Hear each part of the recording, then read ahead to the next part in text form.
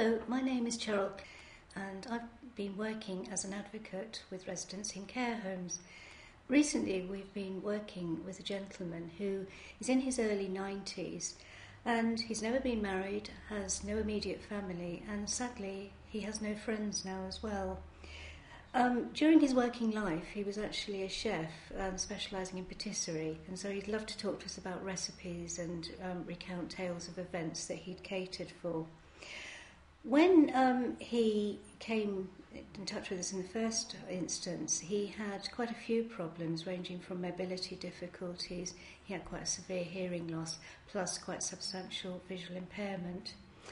We initially received the referral from social services, and some of the cases, some of the problems had started when he was living in his own home.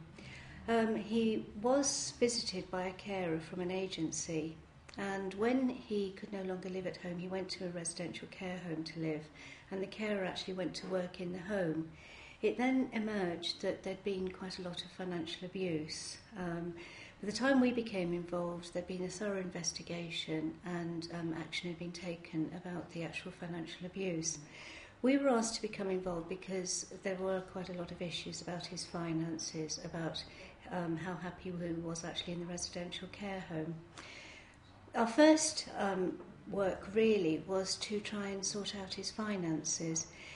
By investigations being undertaken about the financial abuse, he had received compensation, so that had taken him into a self-funder category. So he was now actually, and really he had to pay his own fees in the home. Our first thing was to establish that we could claim attendance allowance for him. He also had an issue that because of all of the financial constraints that had been put on while the investigation was taking place, he had no money he could spend himself for any toiletries or anything else he needed. So we were able to sort that out. During the investigation and as a result of some of the financial abuse, he'd also incurred quite large debts. So we were quite involved with the banks in trying to sort that out and reduce the amount that he actually owed to the banks. When we'd resolved all of his financial issues, and I suppose we got to know him really well during this process, it came out that he wasn't that happy in the home that he was currently living in. So we started to obtain information from him about other places where he could go to live. And in fact, we were very involved in taking him to see some other residential homes.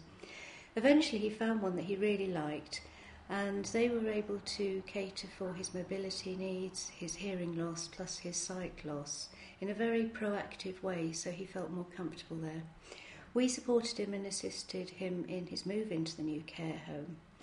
And that went extremely well because he started to become very involved in the activities they were doing, from actually going to a sort of very small cookery class that they were running, but he was using his expertise and knowledge and he got quite animated by that. They also took people out on outings, which he really enjoyed. And for the first time in quite a long time, he'd actually enjoyed a shopping trip out to buy clothes because he actually had some money now to spend as well.